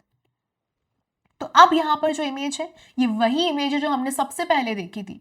क्या देखा था हमने कि ma'am आपने ये बताया था कि जो ईस्ट के लोग थे वो वेस्ट को कुछ ऑफर कर रहे थे। अब ध्यान से इस इमेज को देखना। सबसे पहले ये ब्रिटानिया, ये एक शेर के साथ है जो अपने पावर को डिनोट कर रही है कि देखो मैं कितनी पावरफुल हूं कि मुझे ईस्ट के लोग कुछ ऑफर कर रहे हैं। यहां पर आपको एक ओल्ड फादर थेम्स दिखाई दे रहे हैं, थेम्स जो कि लंदन में बहती है। ये लंदन को सिंबलाइज कर रहे हैं। यहां पर आपको नदी भी दिख रही होगी। यहां पर आपको कुछ एनिमल्स दिख रहे हैं जो कि इंडिया के हैं। यहां पर आपको दो डार्क फिगर दिख रहे हैं, हो सकता है वो इंडियंस को डिनोट करने की कोशिश करो जिनके पास कॉटन है बहुत सारा। यहां पर आपको चाइना दिख रहा है, चाइना ऑफर कर रहा है उनको प्रीशियस जार। और यहां पर आपको वापस एक इंडियन दिखाई दे रहा है जो उसको पर्ल्स और जूल्स दे रहा है। और यहां पर ईस्ट इंडिया कंपनी की नेवल पावर को दिखाया जा रहा है, समुद्री पावर को दिखाया जा रहा है। ये east offering its riches to Britannia, ये क्या दिखाना चाह रहा है कि देखो हमने किस तरीके से ईस्ट पे रूल कर लिया था। ओके, समझ में आ गया? चलिए एक बार ढंग से देख लीजिए फिर हम आगे बढ़ते हैं। ओके चलिए, अब सोचो ब्रिटिश पेंटिंग में इंडिया को जूल देते हुए दिखाया है, वेल्थ देते हुए दिखाया है, बट रियलिटी में एक्चुअली वो दे नहीं रहे थे, उनसे छीना जा रहा था। तो खुद से सोचो कि इंडिया ने एक्चुअली में ऑफर किया था या फिर उनको बहुत परेशान कर करके उनसे लिया गया था। अब सब समझ में आ रहा है कि एक्चुअली बहुत एक्सप्लॉइट किया गया था। पर आज जो ये आपको लंदन दिखता है ये सब किसके पैसों पे खड़ा हुआ है, किसके वेल्थ पे खड़ा हुआ है? इंडियंस के वेल्थ पे खड़ा हुआ है। Changing landscapes under British rule, किस प्रकार से जो ब्रिटिशर्स के रूल थे उसने इंडिया की इकोनॉमी, एजुकेशन और सोसाइटी को बदला। ब्रिटिश रूलर्स ने यह माना था कि यार उनके वेज ज्यादा महान थे, उनके तरीके ज्यादा सुपर थे, तो उन्होंने इंडिया की इमेज को रीशेप करने की कोशिश करी। इंडस्ट्रीज को अफेक्ट किया, जो उनका गवर्नेंस करने का तरीका था उसको अफेक्ट किया, एजुकेशन को अफेक्ट किया और इकोनॉमी को अफेक्ट किया। इंडियन इंडस्ट्रीज का डिक्लाइन होना शुरू किया। The fall of India traditional industries, British rule के पहले इंडिया फेमस था टेक्सटाइल के लिए। कॉटन हो गया, सिल्क हो गया, वूल हो गया, जूट हो गया, हेम्प हो गया, कॉयर हो गया। इंडियन फैब्रिक्स बहुत अच्छे हुआ करते डिजाइन में, कलर में, टेक्सचर में, और दुनिया के बहुत सारे पार्ट्स में वो उसको एक्सपोर्ट भी करते थे। अब आई ब्रिटिश की इकोनॉमिक पॉलिसी जो कि बहुत अनफेयर ट्रेड रूल्स के साथ आई थी, यानी कि इंडियन गुड्स पर उन्होंने बहुत हैवी टैक्स लगा दिए। अगर मैं बाहर कुछ चीज भेज रही हूँ तो मुझे उसके लिए बहुत पैसे देने पड़ रहे थे। और जो ब्रिटिशर्स की तरफ से आ रहा है उसमें कोई पैसा नहीं, उसमें कोई टैक्स नहीं। और उन्होंने जो सी ट्रेड था, जो समंदर की तरफ से व्यापार हो रहा है, उस पर भी कब्जा कर लिया पुर्तगालियों की तरह। मनी एक्सचेंज अब कर नहीं सकते। तो रिजल्ट क्या निकल कर आया कि इंडियन की इंडस्ट्री कोलैप्स हो गई। खत्म होने लगे। स्किल्ड आर्टिसंस थे वो गरीब होते चले गए और बहुत सारे लोग तो बेचारे किसान करने के लिए वापस चले गए। तो the bones of the cotton weavers are bleaching the plains of India, ये विलियम बेंटिक ने कहा था। तो रिजल्ट क्या निकला? From rich to poor India का वेल्थ डिक्लाइन हो गया। इंडिया का शेयर जो वर्ल्ड जीडीपी में था वो 5% तक के तकरीबन गिर चुका था इंडिपेंडेंस तक। और जो एक बार रिच हुआ करता था वो धीरे धीरे पुअरेस्ट नेशन बन गया ब्रिटिश रूल के अंडर। अब बात करते हैं गवर्नेंस की, गवर्नमेंट की। उन्होंने विलेज का सेल्फ रूल भी खत्म कर दिया। ग्राम पंचायत हुआ करते थे, वहां पर पंचायत चलती थी, वहां पर सरपंच हुआ, सब कुछ खत्म कर दिया। विलेजेस के पास सेल्फ गवर्निंग काउंसिल थी जो कि वहां के लोकल इश्यूज को संभालती थी, जिसको हम लिटिल रिपब्लिक्स कहते थे। चार्ल्स मेटकाफ ने कहा था 1830 में कि village community seem to last where nothing else last. मतलब उन्होंने इस तरीके से धुतकार दिया था कि भाई ये सब हमारे लिए एग्जिस्ट नहीं करता है। और ब्रिटिश रूल के बाद ब्रिटिश रूल ने क्या किया, उसको सेंट्रलाइज्ड ब्यूरोक्रेसी से रिप्लेस कर दिया, टैक्स कलेक्शन पे फोकस कर दिया, लोगों के वेलफेयर पे उनका बिल्कुल भी ध्यान नहीं था। उन्होंने इंडियन कस्टम्स को रिप्लेस कर दिया, बाहर के लॉज लाना शुरू कर दिए, लोकल प्रॉब्लम्स तो उनके लिए कुछ मैटर कर ही नहीं रही थी, ट्रेडिशनल इंडियन लॉज को इग्नोर कर दिया, अपने इंग्लिश कोर्ट्स ऑफ लॉ को लागू कर दिया कि भैया हमारे अंग्रेजी रूल चलेंगे। कोर्ट केसेस बहुत महंगे हो गए, बहुत स्लो हो गए और इंग्लिश में हो गए। अगर इंग्लिश में हो गए तो हर कोई उसको ऑफर नहीं, मतलब एक्सेप्ट नहीं कर पा रहा था। तो रिजल्ट क्या निकला? Ordinary Indians felt cut off from justice. तो क्या ये जो मॉडर्नाइजेशन हो रहा था वो लोगों को एक्चुअल में हेल्प कर रहा था? नहीं। ट्रांसफॉर्मिंग एजुकेशन, अब एजुकेशन की बारी आई। वहां पर उन्होंने ये कहा कि हम लोग ब्राउन इंग्लिश मैन क्रिएट करेंगे, मतलब ये जो इंडियन है ना अब ये इंग्लिश बोलेंगे। इंडिया में पहले गुरुकुल्स हुआ करते थे, पाठशाला हुआ करती थी, मदरसा हुआ करते थे, विहार हुआ करते थे। वहां पर उनको संस्कार सिखा रहे हैं, कल्चर सिखा रहे हैं, स्किल सिखा रहे हैं। 1830 में बंगाल और बिहार में अकेले 1 से 1.5 लाख विलेज स्कूल थे जो कि रीडिंग, राइटिंग और अरिथमेटिक सिखाते थे। लेकिन यहां पर एक नया रूल निकल कर आता है 1835 में, जिसको हम कहते हैं मैकॉलेज मिनट ऑन एजुकेशन। ये टर्निंग पॉइंट था इंडिया के एजुकेशन में। थॉमस बी मैकॉले ने कहा कि a single shelf of a good European library is worth the whole native literature of India and Arabia. European library की एक single shelf बहुत ज्यादा नॉलेजेबल है, बहुत ज्यादा वर्थ है पूरे इंडिया और अरेबिया के नेटिव लिटरेचर से। मतलब घनघोर बेइज्जती, बिल्कुल उनको ये नहीं लगता था कि बाकी कल्चर भी कुछ होते हैं। नहीं, हम तो बोलेंगे। उनका गोल किया था कि ऐसे इंडियंस को क्रिएट करना जिनके खून में तो इंडियन है, कलर भी इंडियन, लेकिन इंग्लिश उनके टेस्ट में होना चाहिए, मोरल्स में होना चाहिए और इंटेलेक्ट में होना चाहिए। इससे इम्पैक्ट क्या पड़ा? English became the language of the elite. जो लोग बहुत अच्छी इंग्लिश बोलते थे वो अब बहुत महान महान होने लगे और ट्रेडिशनल स्कूल्स धीरे धीरे बंद होने लगे, जो आप आज के समय भी देख सकते हो। न्यू एजुकेशन सिस्टम का क्या प्रभाव पड़ा? एक्चुअली ब्रिटिश एजुकेशन का क्या पर्पस था इंडिया में? ब्रिटिश ऑफिसेस में इंडियन क्लर्क्स को नौकरी देना, ब्रिटिश आइडियाज और लॉयल्टी को और स्प्रेड करना, और इंग्लिश एजुकेटेड एलिट्स को कॉमन पीपल से अलग करने की कोशिश करना। रिजल्ट क्या निकला? कल्चरल डिस्कनेक्ट हो गया and loss of traditional knowledge हो गया।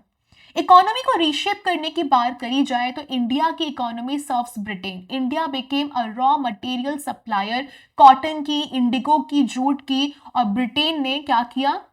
फिनिश्ड गुड्स को सोल्ड किया। यानी कि मान लो मैं तुम्हें कॉटन उगा के दे रही हूँ कि देखो बच्चों मैंने ये कॉटन उगाया, तुम क्या करोगे? तुम मुझसे कॉटन लोगोगे बहुत सस्ते माल में, उसको बना के बहुत महंगे में बेच दोगे, तो पूरा जो प्रॉफिट तो किसको मिलेगा? तुमको मिलेगा।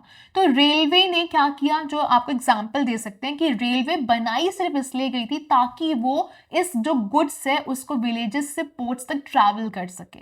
ओके, चलिए अब सवाल हमको दिमाग में आना चाहिए कि रेलवेज एक्चुअली में श्राप था या फिर आशीर्वाद था। तो रेलवेज के पीछे की कहानी भी अलग है। हमें कहा जाता है कि ये इंडिया के लिए गिफ्ट है, लेकिन क्या एक्चुअली में ब्रिटिशर्स इसको एज ए गिफ्ट लेकर आए थे? नहीं, ये इंडियन टैक्सेस के द्वारा लाया गया था। ये ब्रिटिश ट्रेड के लिए बनाया गया था, आर्मी के मूवमेंट के लिए बनाया गया था। इंडियन ट्रेड रूट्स को इग्नोर किया गया और लोगों की नीड को इग्नोर किया गया। सेम टेलीग्राफ लाइंस की बात करें, एडमिनिस्ट्रेशन की बात करें, ये सारे इंडियंस फंड कर रहे थे, पर यहाँ पे कुछ भी प्रॉफिट उस टाइम पे इंडियंस का नहीं था।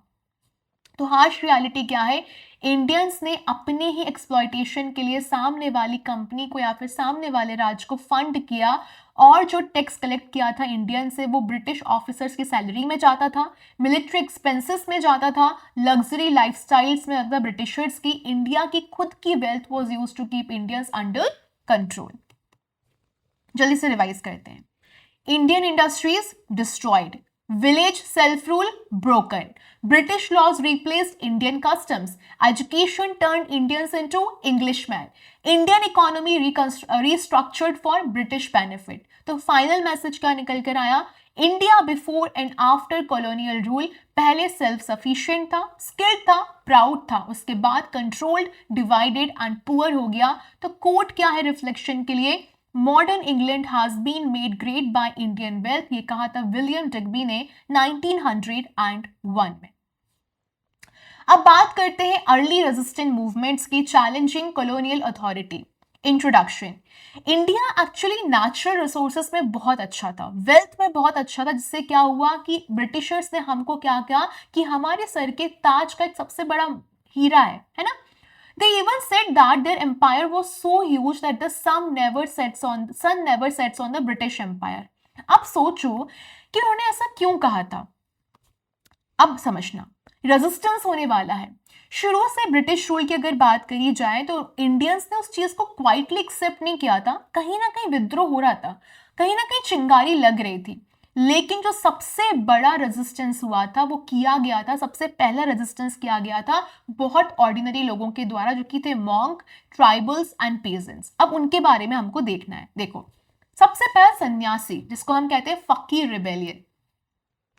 फकीर और सन्यासी, जब बंगाल फेमाइन आया 1770 में, तो कुछ ग्रुप थे हिंदू सन्यासी का और मुस्लिम फकीर का, जिन्होंने रिस्ट्रिक्शन फेस किया था ईस्ट इंडिया कंपनी के द्वारा। उनको आपने फ्रीली मूव करना अलाउ नहीं किया पिलग्रिमेज के लिए और चैरिटी के लिए, नए लैंड और टैक्स रूल्स उन पर हावी कर दिए, जिससे उनकी लाइफ बहुत हार्ड हो गई। तो मतलब कुछ 30 साल के लिए उन्होंने ब्रिटिश ट्रेजरीज पर और टैक्स कलेक्टर्स पर हमला किया। ब्रिटिश ने उनको बैंडिट्स या डाकू घोषित कर दिया, उनको बहुत पनिश भी किया और उनके मूवमेंट को क्रश कर दिया। ये रिबेलियन बंकिम चंद्र चट्टोपाध्याय की फेमस नॉवेल आनंद मठ, जो कि 1882 में आई थी, उसमें भी है। और वहां पर एक सॉन्ग भी था, क्या था, वंदे मातरम, जो कि हमारा नेशनल सॉन्ग बाद में बना। तो आपको समझना होगा कि उस टाइम पे हमारा इंडिया या फिर कहें इंडियन सबकॉन्टिनेंट कुछ ऐसा दिखता था। ब्रिटिशर्स पूरे पे कब्जा करने की कोशिश ऑलमोस्ट कर चुके थे। अब आता है ट्राइबल अपराइजिंग। अभी आपने सन्यासी के बारे में देखा और फकीर के बारे में देखा, अब आता है ट्राइबल अपराइजिंग।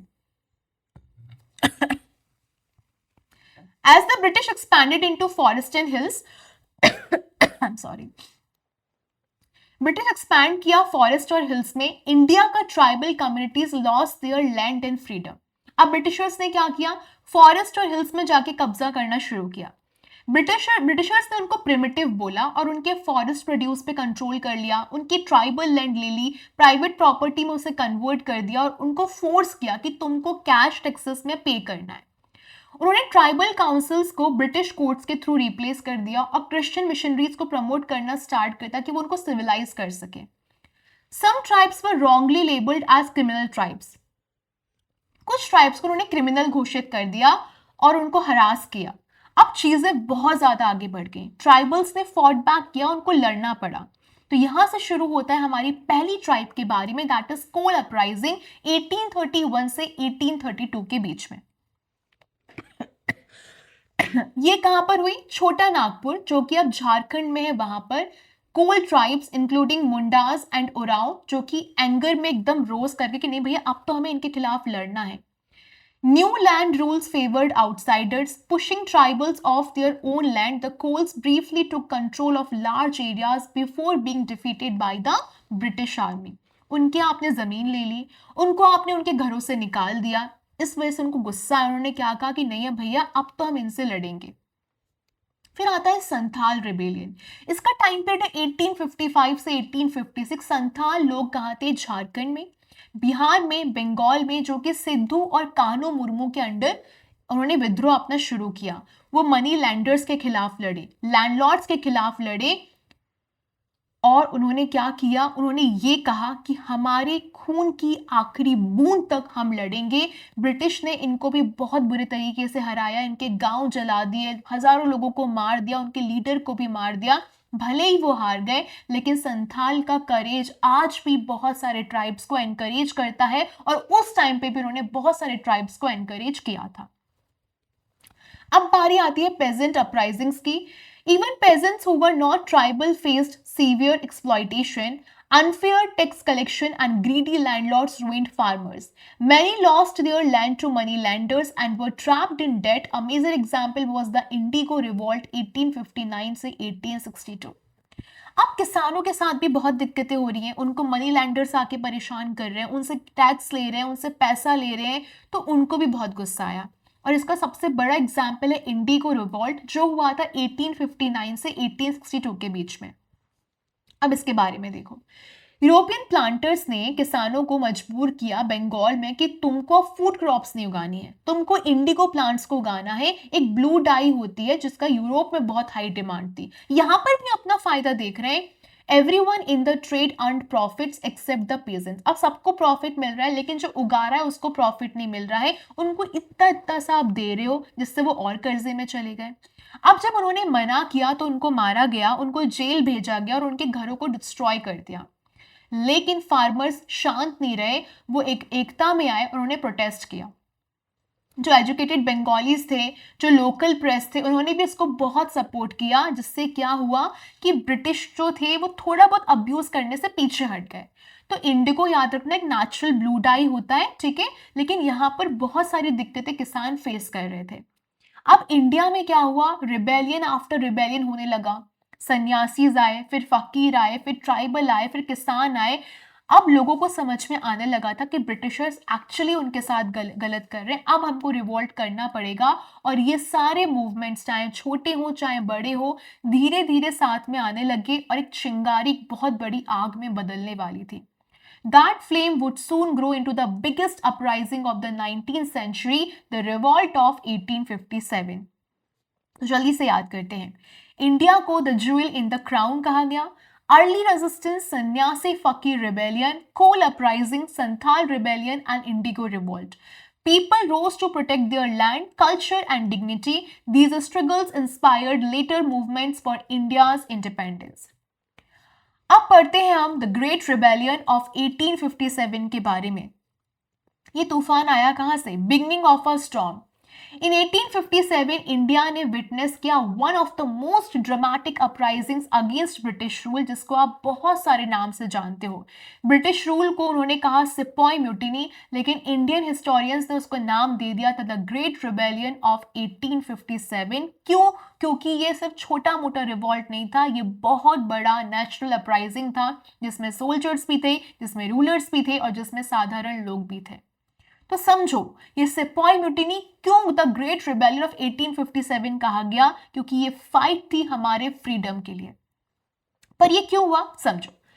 1857 के पहले कुछ इंडियन सोल्जर्स थे जिनको हम सिपॉय कहते हैं, वो बहुत नाखुश थे ब्रिटिश कमांड के अंदर। उनको बहुत कम पे मिलता था, बहुत हार्श डिसिप्लिन था, और उनके रिलीजन का अपमान कर रहे हैं, उनके कल्चर का अपमान कर रहे हैं। इसका सबसे बड़ा एग्जाम्पल है Vellore mutiny of 1806।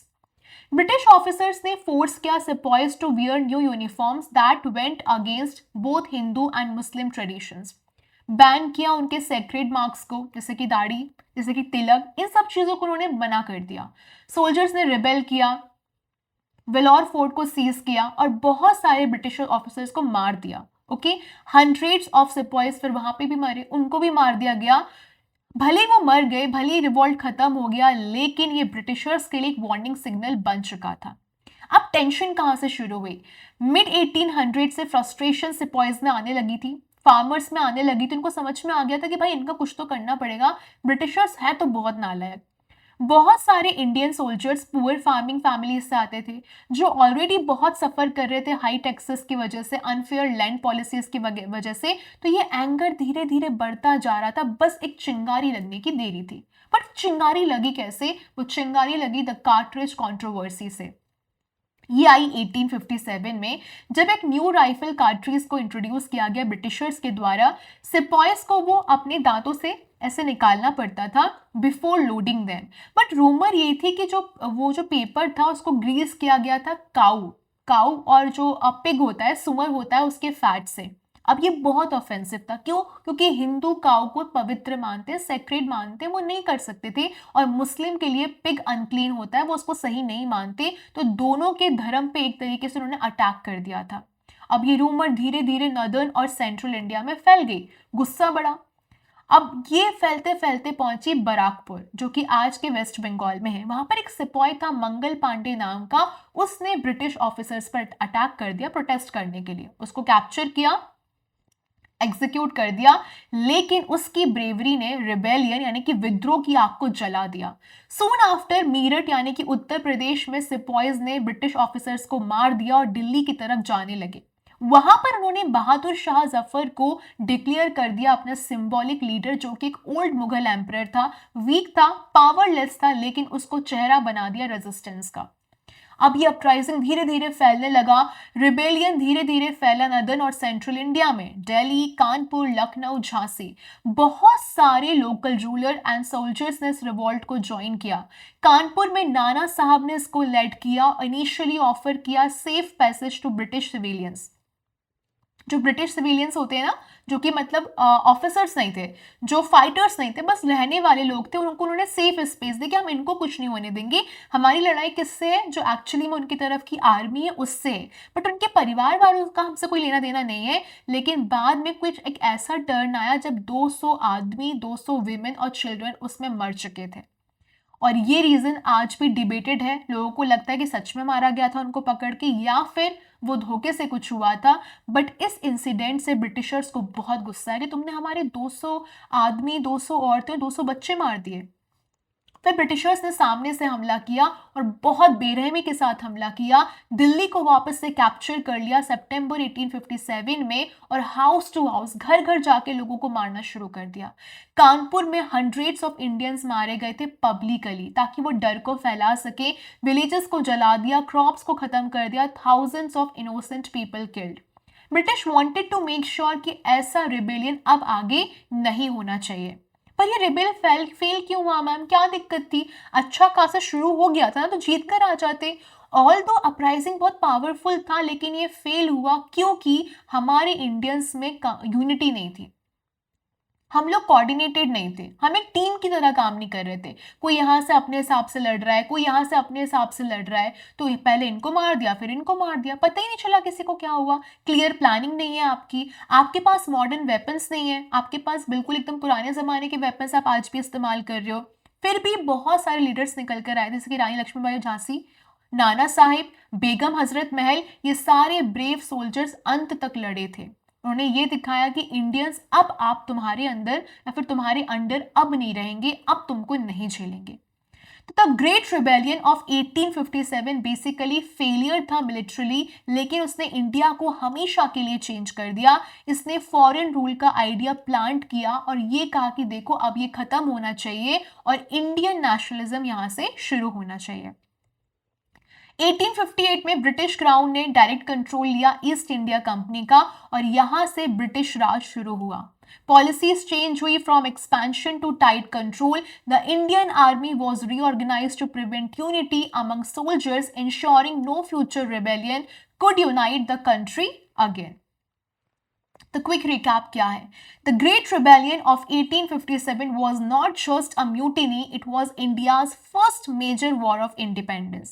The immediate cause was the greatest greased cartridge, but the real reasons were economic hardship, religious disrespect, and political injustice. It failed due to lack of unity, but succeeded in awakening India's spirit of freedom. अब बात करी जाए the legacy of European colonisation in India की। So what was the European rule really about? The British and other European powers often claim that their rule in India was civilising mission. But क्या ये सही था? नहीं, ये सही नहीं था। इंडिया का सिविलाइजेशन बहुत ज़्यादा ओल्डर और बहुत ज़्यादा रिचर था यूरोप से भी। रियलिटी में जो जिसकी हम बात कर रहे हैं कॉलोनियल एरा की, वो कंट्रोल के बारे में था, एक्सप्लॉयटेशन के बारे में था। ये एक ऐसी प्रोसेस थी जहां पर यूरोपियंस इंडियंस को पकड़ के उन पर फोर्स कर रहे थे, वायलेंस कर रहे थे अपना रूल मेंटेन करने के लिए। कुछ इंडियंस थे जो कि अपर क्लास के थे या फिर एलिट ग्रुप्स के थे, उन्होंने ब्रिटिशर्स को एक्सेप्ट कर लिया था, लेकिन बाकी सारे तो सफर कर रहे थे, suffering, poverty and loss of freedom. अब यहाँ पर हमारी दो महायोद्धा निकल कर आती हैं इस रेबेलियन की 1857 की। पहली है Rani Lakshmibai of Jhansi. She bravely defended her kingdom from British annexation. उन्होंने बहुत लड़ाई करी ब्रिटिशर से with the help of the Maratha leader Tatya Tope. वो बहुत बहादुरी से लड़ी। उन्होंने ग्वालियर फोर्ट को कैप्चर किया और वेपन्स को सीज कर लिया और वहां की ट्रेजरी को सीज कर लिया। वो 18 जून 1858 में उस बैटल में खत्म हो गई, remembered even by British officers as the best and bravest of all the rebel leaders. फिर आती है Begum Hazrat Mahal of Awadh. After her kingdom was taken away she join the rebels in Lucknow leading resistance against the British. उन्होंने लखनऊ से join किया। Okay, when offered safe surrender, उनको कहा कि तुम सरेंडर कर दो, हम तुम्हारे साथ कुछ भी नहीं करेंगे। लेकिन उन्होंने क्या सोचा कि देखो भैया ये अंग्रेज हैं, किसी के सगे नहीं है, इससे अच्छा अपन कहाँ चलते हैं, नेपाल चलते हैं। In response to queen Victoria's proclamation in 1858, जिसमें उन्होंने ये कहा था कि देखो हम तुम्हारे साथ कुछ भी गलत नहीं करें, तुम सरेंडर कर दो। उन्होंने कहा था कि देखो तुम लोग छोटी से छोटी गलती माफ नहीं करते, तुम मुझे कैसे जिंदा छोड़ दोगे। तो इतना बड़ा रिबेल था। और ये दोनों कौन बनी, सिंबल ऑफ करेज बनी और रेजिस्टेंस बनी। तो किस प्रकार से इस कॉलोनियल एरा ने अपने इंडिया को एक्सप्लॉइट किया। ब्रिटिश रूल ने बेसिकली सिस्टमेटिक एक्सप्लॉइटेशन किया था। सबसे पहले इंडिया की लैंड को कब्जा किया, इंडस्ट्रीज को कब्जा किया, लेबर को कब्जा किया, और अगर किसी ने प्रोटेस्ट किया तो ब्रूटल फोर्स के साथ उनको हमेशा के लिए खत्म कर दिया। Millions of Indians were taxed heavily. आपने खूब टैक्स भरा, उनकी लैंड्स चली गई, उन फेमाइन में वो सफर किए, ग्रीडी इकोनॉमिक पॉलिसीज आपने लगाई। इंडिया की फेमस इंडस्ट्री टेक्सटाइल हो गया, क्राफ्ट हो गया, मेटल वर्क हो गया, डेलिबरेटली डिस्ट्रॉय करता कि ब्रिटिश गुड्स क्या हो सके, इंडियन मार्केट को डोमिनेट कर सके। Unintended consequences. इंटरेस्टिंगली जो ये कॉलोनियल एरा था, इसके बहुत अलग से कॉन्सिक्वेंसेस निकले। एक्चुअली जो इंडिया था वो बाकी दुनिया से धीरे धीरे कनेक्ट होने लगा था। पहले वो इतना कनेक्टेड नहीं था। ब्रिटिश ने डिटेल सर्वेस को कंडक्ट किया इंडिया की ज्योग्राफी के लिए, लोगों के लिए, रिसोर्सेस के लिए। लिस्ट बनाई कम्युनिटीज की, कास्ट की, जिसमें हम कह सकते हैं कुछ बहुत गलत भी था रेस के बारे में। ठीक है, उन्होंने एंशिएंट मॉन्यूमेंट्स के बारे में पढ़ा, उनको रिस्टोर किया, और जिससे यहाँ पर इंडिया में आर्कियोलॉजी का बर्थ हुआ। हाउएवर बहुत हैवी कॉस्ट था इसका भी, क्योंकि उन्होंने बहुत सारे ट्रेजर को चुरा भी लिया। स्टेच्यूज चुरा कर ले गए, आज उनके म्यूजियम में है। पेंटिंग्स चुरा कर ले गए, मैन्युस्क्रिप्ट चुरा कर ले गए, जूल चुरा कर ले गए, और ये priceless items were taken to European museums and private collections. Even today आज भी ग्लोबल डिबेट्स होती हैं on whether these artefacts should be returned और repatriated to India and other countries they were taken from. तो अगर मैं Indian culture की study की बात करूं जो यूरोप में हुई थी, ऑल दो कुछ यूरोपियन स्कॉलर्स आए थे कॉलोनियल मोटिव के साथ, लेकिन वो इंडिया की एंशियंट और विजडम में बहुत इंटरेस्टेड थे। ब्रिटिश स्कॉलर्स ने ट्रांसलेट किया संस्कृत टेक्स्ट को इंग्लिश में, और धीरे धीरे फ्रेंच और जर्मन्स ने भी ज्वाइन कर लिया। 1785 में चार्ल्स विल्किंस ने ट्रांसलेट किया भगवद गीता को इंग्लिश में, the first Sanskrit text translated into a European language. This opened a new door for western thinkers. The famous German philosopher George Hegel called this wave of translation the discovery of a new continent, not a continent of land but of ideas and philosophy. India का influence waste पे क्या था? Translation, Indian philosophy, poetry and spiritual ideas धीरे धीरे European writers को influence करने लगे, artist को इन्फ्लुएंस करने लगे, थिंकर्स को इन्फ्लुएंस करने लगे, और ये कल्चरल एक्सचेंज धीरे धीरे यूनाइटेड स्टेट्स पहुंचा, जहां पर उन्होंने आइडियाज को शेप करना शुरू किया 19th सेंचुरी में। It's a beautiful reminder that while political power often flows one way from rulers to the ruled, cultural influence can flow in the opposite direction. India, though politically controlled, continued to inspire the world. तो quick recap क्या है हमारा? European powers came to India for its wealth and resources, not to civilize it. The British imposed heavy taxes, causing famines and suffering. They built systems, legal, administrative, and educational, to tighten control, not to empower Indians. Despite repression, many uprisings occurred, especially the Great Rebellion of 1857. Indian art, language, and ideas still influenced Europe, proving that true civilization cannot be conquered. बस chapter बहुत बहुत बड़ा था, बहुत जल्दी से हमने finish किया, लेकिन इसके इंपॉर्टेंट क्वेश्चंस हम जरूर करेंगे, आंसर्स कैसे लिख सकते हैं वो जरूर देखेंगे। तो बस इसको जल्दी से रिवाइज करो, मेन टॉपिक्स को याद करो, और अब हम मिलेंगे जल्दी चैप्टर 5 में। यहाँ पर मतलब इस साल की हमारी हिस्ट्री खत्म होती है और अब हम चलेंगे पॉलिटी की तरफ, जहां पर हम अगली क्लास में सीखने वाले हैं यूनिवर्सल फ्रेंचाइज क्या होता है, मैं वोट कब दे सकता हूं, या फिर इंडिया का इलेक्टोरल सिस्टम कैसे काम करता है। अगर आपको कुछ भी डाउट होता है कमेंट करो, लाइक करो, शेयर करो, सब्सक्राइब करो। उसके अलावा अगर कुछ भी डाउट होता है तो आपके सामने मेरी इंस्टाग्राम आईडी है, आप वहां पर भी जाके ऐड हो सकते हैं और जो भी आपके डाउट है वहां पर भी डिस्कस कर सकते हैं। Till then bye bye, take care, thank you so much, अपना ध्यान रखो, मस्ती करते रहो, खेलते रहो, पर साथ में पढ़ाई भी करते रहो।